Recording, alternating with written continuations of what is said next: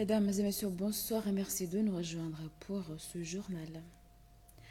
Le président de la République, Azali Assoumani, a dirigé la prière collective de ce vendredi à Siri-Zorodani, un moment de communion au cours duquel le chef de l'État a adressé ses vœux de bonheur et de prospérité à l'ensemble de la population, suivant ce reportage de Mouni Bamir et Chan Mohamed Elamine. La région de Djando a vécu un moment historique et spirituel ce vendredi. À Siri-Zorodani, le chef de l'État Azali Assoumani a dirigé la prière collective du vendredi aux côtés de nombreux fidèles venus en grand nombre pour l'occasion. Nous sommes très satisfaits parce qu'avant tout, c'est un fils du village. Il avait un père ici qui s'appelait Assoumani Madi, qui est décédé récemment. Et nous avons vu que ce n'est pas parce que son père est mort qu'il a oublié que c'est son village. Il a souhaité faire la prière du premier mois de l'année 2026, pendant le mois béni de Rajab à Siri-Zorodani. Donc c'est une preuve qu'il voulait nous faire parvenir comme quoi il reste notre frère. Après la prière, les habitants ont exprimé leur satisfaction pour cette initiative prise par le président à se déplacer spécialement dans cette localité de Siri-Zorodani. Les habitants de Siri-Zorodani expriment leur satisfaction et leur fierté d'avoir accueilli le chef de l'État dans leur village pour un moment de foi et de partage. Nous remercions Dieu de cette occasion que nous avons eue aujourd'hui. Donc cela veut dire que nous remercions parce que nos prières sont exaucées. Et nous adressons aussi nos remerciements au président de la République à la nomination de notre collègue, notre frère, notre ami, notre fils, Cheikh Idé Saïd, de sa nomination au niveau du ministère de l'Aménagement. L'arrivée du chef de l'État Azali Assoumani sur l'île de Moélie dans le cadre de la présentation des vœux du Nouvel An aux Moéliens a enthousiasmé la population. La mobilisation des habitants et l'accueil chaleureux réservé au chef de l'État témoignent de l'attachement envers le président, le remerciant d'être à l'écoute de la population pour un environnement harmonieux de paix et de prospérité. Voici quelques réactions.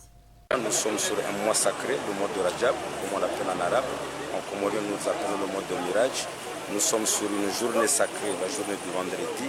Nous accueillons un chef de l'État, c'est une personnalité aussi, c'est mon... Tout responsable qui a souci, qui pense vraiment à sa population, il donne l'exemple à toutes les communautés. C'est l'occasion que nous avons eue aujourd'hui dans le cadre de célébrer la nouvelle année pour montrer ce qui est fait au cours de cette année passée et en montrant l'avenir. Selon M. le Président Azali Assoumani, il a évoqué quelques points très nécessaires, notamment la paix, la sécurité et la bonne gouvernance qui règne aussi aux Comores et au sein de la population.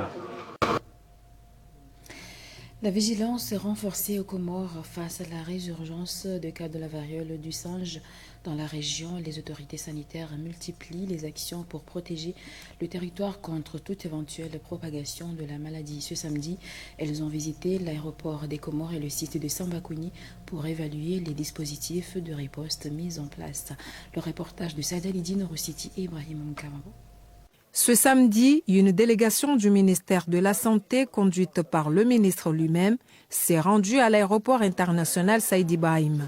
L'objectif était d'échanger avec les responsables de la plateforme aéroportuaire pour identifier les moyens nécessaires à la mise en place d'une cellule de crise sanitaire. Cette cellule aura pour mission de renforcer le protocole sanitaire spécifique au Mpox.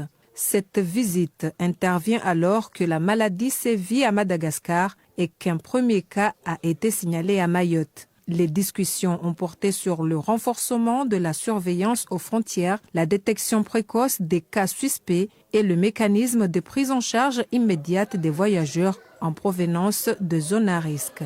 Le gouvernement comorien a pris toutes les dispositions pour faire barrage à l'épidémie de Mpox. Donc là, et puis pour faire barrage à cette épidémie-là, c'est de contrôler strictement nos portes d'entrée. Et le port d'entrée dans le pays, c'est les ports et les aéroports, sans pour autant oublier les petits ports. Donc là, aujourd'hui, puisque cet après-midi-là, on doit mettre en place nos équipes de contrôle. Donc là, il est de notre devoir de passer juste voir les quelques ajustements, ce qui est fait, qu'est-ce qui reste à ajuster pour pouvoir mettre les équipes dès cet après-midi-là en place. La délégation a ensuite poursuivi sa tournée à l'hôpital de Samba afin d'évaluer les capacités de réponse du système de santé, notamment en matière d'isolement, de suivi médical et de protection du personnel soignant. Comment on va prendre en charge les passagers en provenance de Madagascar. On le sait tous que les passagers en provenance de Madagascar ne sont pas des malades, mais il faut quand même prévenir et pouvoir les rencontrer par la suite et de les surveiller pour toute éventuelle maladie ou personne qui peut se présenter avec des signes. Les autorités sanitaires rappellent que la vigilance reste cruciale, le Mpox pouvant se déclarer entre 5 et 21 jours après l'exposition au virus. Autre volet de ce journal, à Anjouan, l'Agence nationale de gestion des déchets a validé 2 plans pour encadrer la gestion des déchets biomédicaux lors d'un atelier tenu en début de semaine à Moutsamoudou. Ces plans s'inscrivent dans le cadre du projet Island financé par le Jeff PNUD, reportage de Félicina Razafisson et Aokati Touawilou. L'expert en gestion des déchets biomédicaux a présenté un diagnostic approfondi de la situation actuelle, mettant en lumière les défis majeurs et les besoins urgents liés à une gestion sécurisée et durable des déchets biomédicaux dans les structures de santé concernées. Il s'agit ici de CHRI de Hombo ainsi que les centres de santé des districts de Moutsamoudou, Wani et Tsembeho. Selon lui, le projet prévoit un appui matériel et technique aux structures sanitaires. Sur ce, une sensibilisation à la population est primordiale, mais aussi des équipements. C'est un projet régional qui ne vise pas seulement les déchets biomédicaux, mais aussi à d'autres déchets potentiellement dangereux dans le pays. Du côté des structures bénéficiaires, le projet est accueilli comme une réponse attendue à une problématique persistante. Le directeur du CHRI de Hombo souligne l'importance du projet pour son hôpital. Ce dernier n'a pas manqué de remercier ceux qui ont porté leur soutien pour la réalisation de ce projet. Il s'agit d'un projet nommé Projet Island. Ce projet qui vise effectivement à pouvoir nous accompagner sur la gestion efficace des déchets biomédicaux au sein de nos hôpitaux. Maintenant, je ne saurais que remercier l'Agence nationale de gestion des déchets à travers le gouvernement comorien d'avoir bien voulu nous accorder en fait un plus par rapport à notre doléance sur la gestion des déchets et à travers cela on n'omettrait pas effectivement de remercier également le PNUD qui est le principal bailleur par rapport à ce projet et effectivement dire que ce projet, on le prend à cœur et qu'on va faire en sorte que ça soit pérenne. Ce projet Island est financé par le PNUD, mis en œuvre à travers l'Agence nationale de gestion des déchets et avec l'appui du gouvernement comorien. L'hôpital de Hombo-Anjouan, principal bénéficiaire du projet, et d'autres sur l'île d'Anjouan. Cet atelier marque une étape décisive vers une gestion plus sûre, durable et respectueuse de l'environnement des déchets biomédicaux, contribuant ainsi à la protection de la santé publique et à la préservation de notre cadre de vie. Les habitants de Banamadji Mahamé et sa diaspora sont à pied d'œuvre pour construire la grande mosquée de vendredi de cette localité. Sur cette lancée, la diaspora, en collaboration avec l'association Union des lecteurs comoriens du Saint-Coran, organise un majlis ce dimanche 11 janvier à Banamadji. L'objectif est de collecter des fonds nécessaires pour la poursuite des travaux. Reportage de Nourdine Saïd.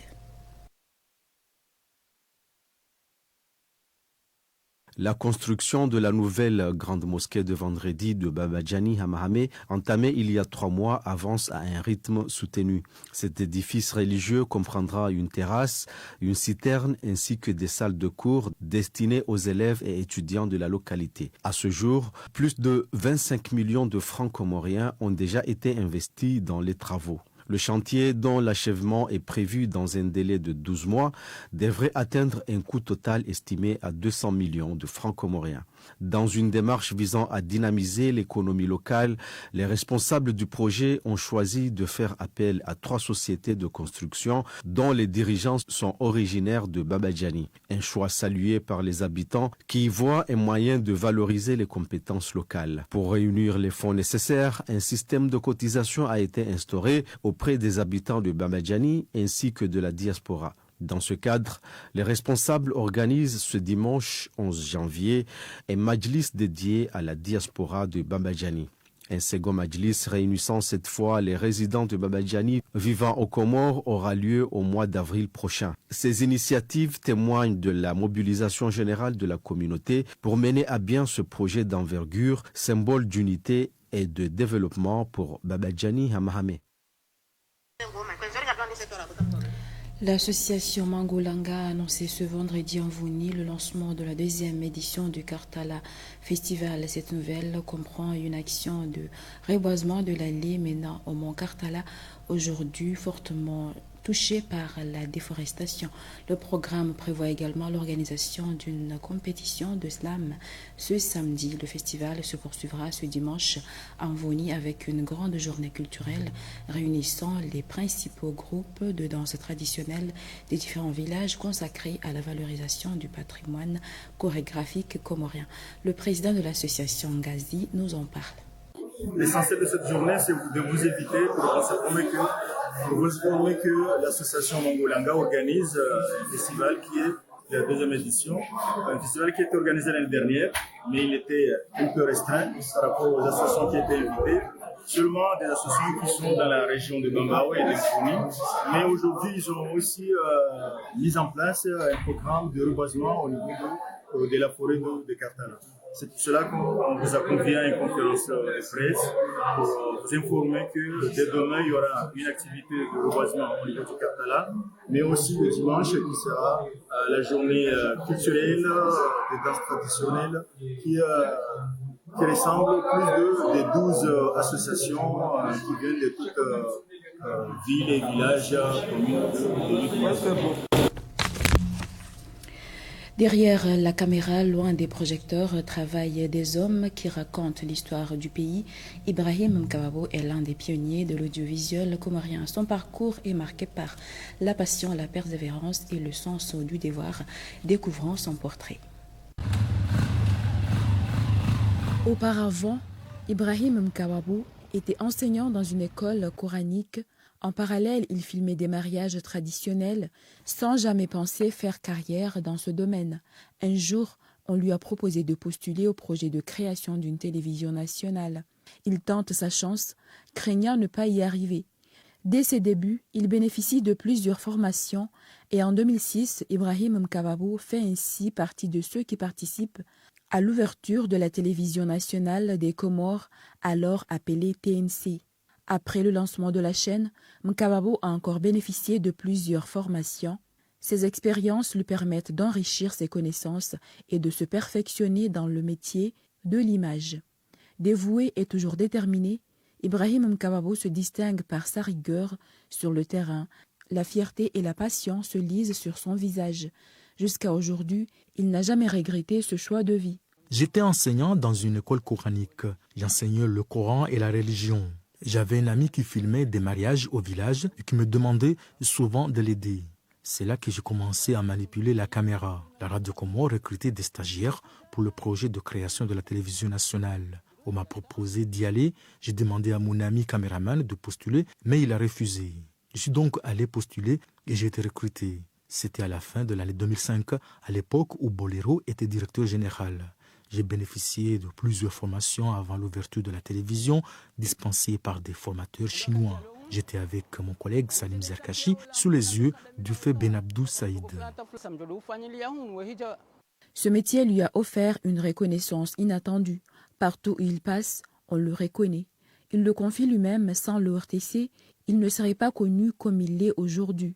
Un travail qui lui permet chaque jour de faire de nouvelles rencontres, de découvrir de nouveaux endroits et d'apprendre continuellement.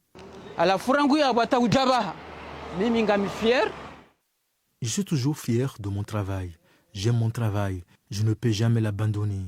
Je bénéficie de beaucoup de choses que je ne peux pas toutes citer ici. Mais ce qui me plaît vraiment, c'est le fait d'apprendre tous les jours, de faire des connaissances, de nouvelles rencontres chaque jour.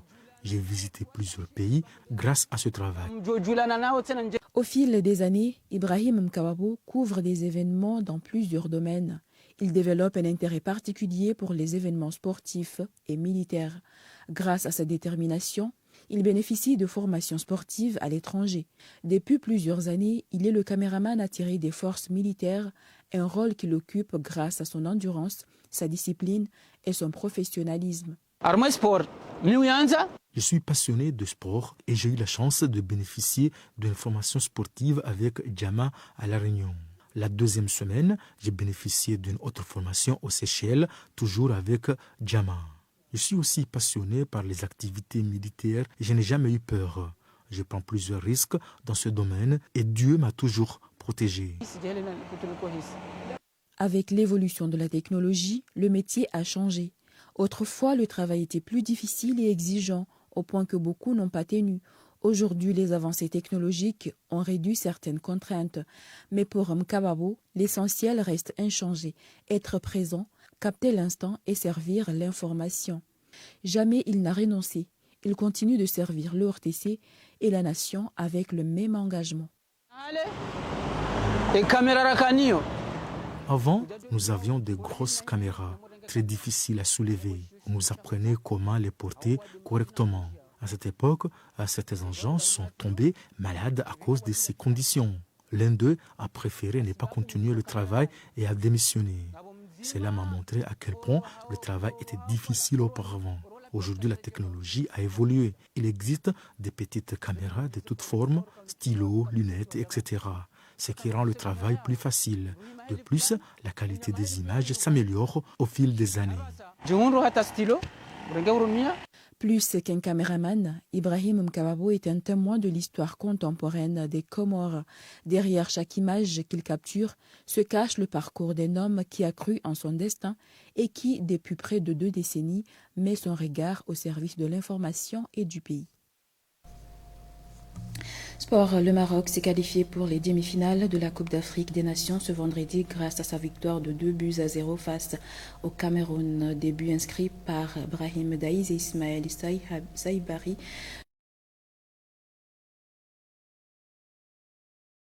Imposant 1-0 contre le Mali. Les deux équipes connaîtront leurs adversaires ce samedi. Le Sénégal affrontera soit l'Égypte, soit la Côte d'Ivoire. Quant aux Lions de l'Atlas, ils joueront face à l'Algérie et ou le Nigeria.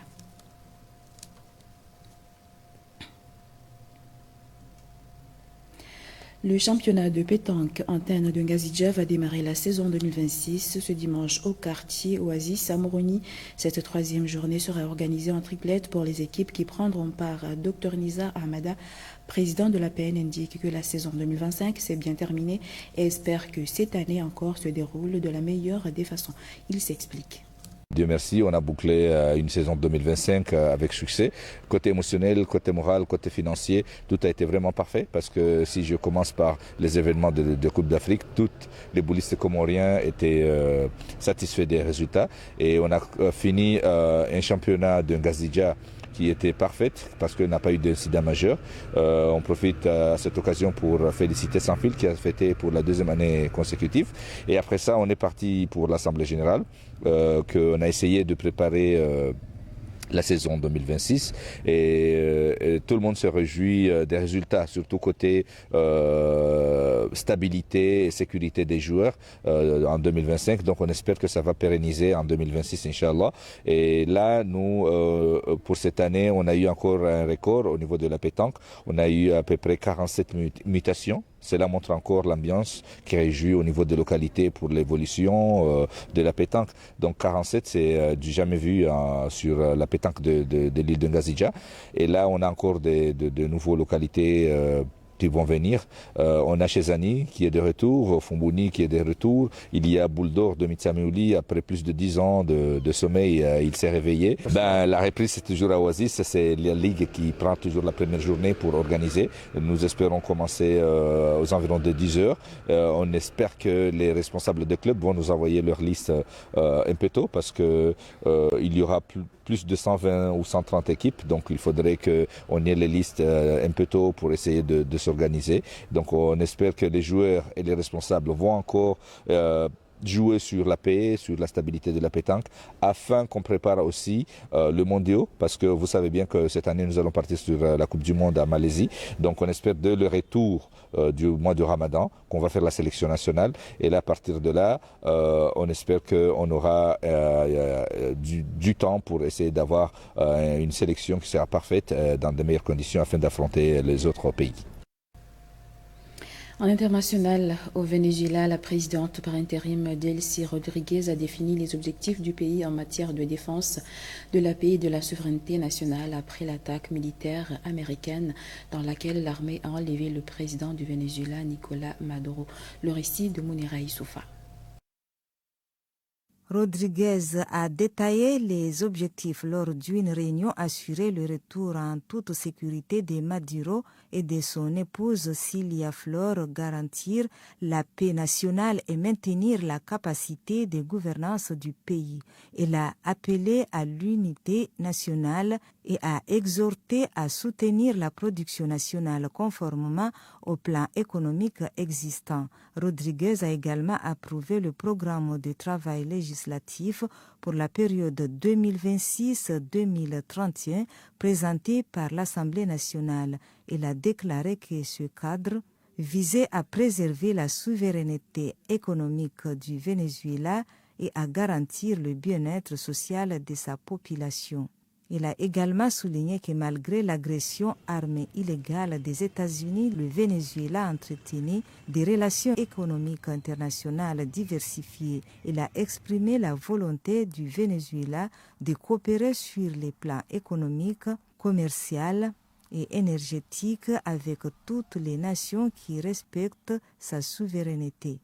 Les produits de première nécessité tels que les céréales, le pétrole, les denrées alimentaires et les articles de consommation courante sont disponibles en quantité suffisante sur les marchés. Les services publics comme l'eau, l'électricité et les communications fonctionnent également normalement et les commerces de plusieurs quartiers commerçants restent ouverts.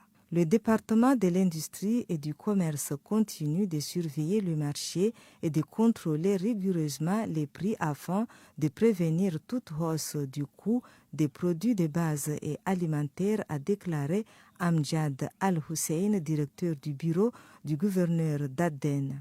Aden est depuis longtemps un foyer de tensions dans la guerre civile qui ravage le pays depuis 2014 lorsque les forces Houthi se sont emparés d'une grande partie du nord, provoquant une intervention militaire menée par l'Arabie saoudite l'année suivante. Et voilà, c'est la fin de ce journal. Merci de votre fidélité. Bonne soirée à vous.